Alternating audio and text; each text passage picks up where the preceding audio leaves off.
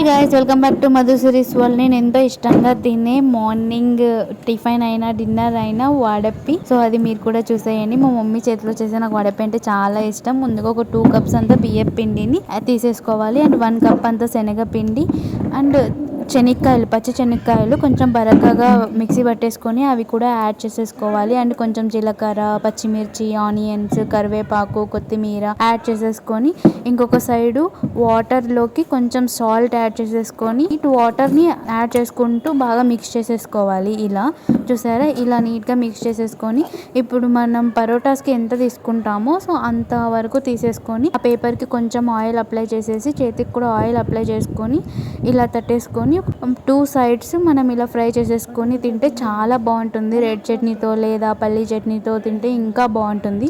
ఆ సైడ్ అయితే మేము వడప్పి అంటాం, మీ సైడ్ ఏమంటే నాకు కమెంట్ బాక్స్లో కమెంట్ చేయండి. And don't forget to like, share and subscribe.